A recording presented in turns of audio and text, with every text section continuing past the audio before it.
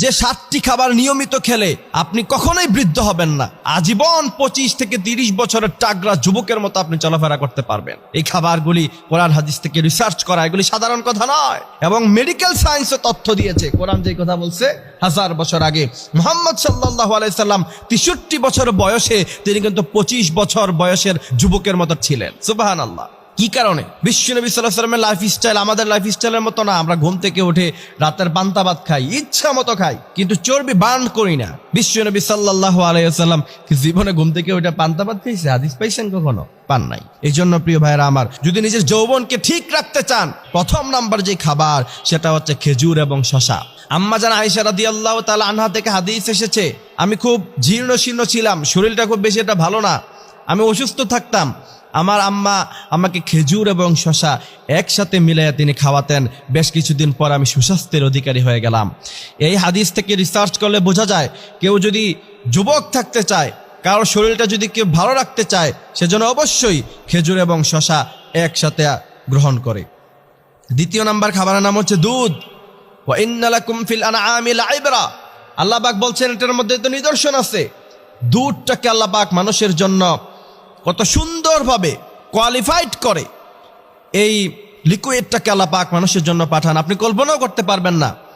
এটার দুধের উপরে এবং নিচে তার ময়লা থাকে, নিচে ঘাস থাকে, পচা খাবার থাকে, মাঝখান দিয়ে ফ্রেশ দুধটাকে আল্লাহ পাক বের করে দেয়।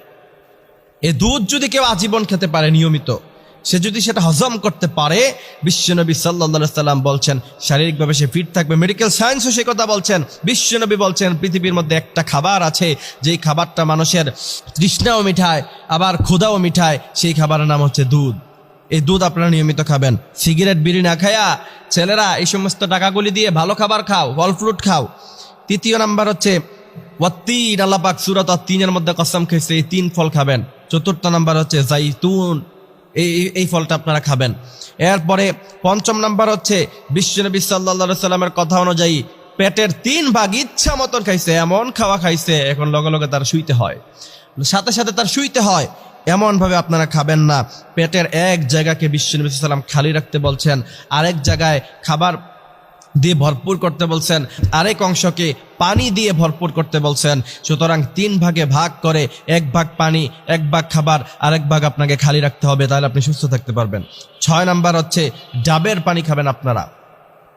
আল্লাহ পাক পানি দিলেন, এটা এমন এক লিকুইড পানি, সুবহানাল্লাহি বিহামদি সুবহানাল্লাহিল আযীম। তোমরা টাকা দিয়ে টাইগার খাও শরীরে এনার্জি আসার জন্য, তোমরা টাকা দিয়ে পাওয়ার খাও শরীরে পাওয়ার এনার্জি আসার জন্য, আর আল্লাহ সুবহানাহু ওয়া তাআলা যে প্রাকৃতিক ডাবের পানি দিয়েছে, কোন মেডিকেল সায়েন্স এই কথা বলতে পারবে না যে ডাবের পানি খেলে মানুষের ফায়দা হয় না। কিন্তু মেডিকেল তথ্য দেয়, ডাক্তাররা তথ্য দেয়, কেউ যদি নিয়মিত স্প্রিট, তারপর হচ্ছে আপনার এই সমস্ত লিকুইড জাতীয় পানিগুলি গ্রহণ করে সে অসুস্থ হয়ে পড়বে। 6 নাম্বার হচ্ছে নিয়মিত আপনি পানি খাবেন। সাধারণ যে পানি, পানির অপর নামকে জীবন বলা হয়, সে পানি আপনারা খাবেন। আল্লাহ সুবহানাহু ওয়া তাআলা আমাদের লাইফস্টাইল পরিবর্তন করে সুন্দর জীবন যাপন করে সুস্থ সবল রাখার মতো তৌফিক দান করুক, আমিন। প্রতিনিয়ত চোখের জেনাজে করবে তার জীবনে এই 5টি আযাব অবশ্যই নেমে আসবে। এই 5টি আযাব থেকে বাঁচাতে পারবে না তাকে কেউই। আল্লাহ তাআলা মানুষের চোখকে সৃষ্টি করেছেন তার সৃষ্ট সকল জিনিসের সৌন্দর্য উপভোগ করার জন্য, এবং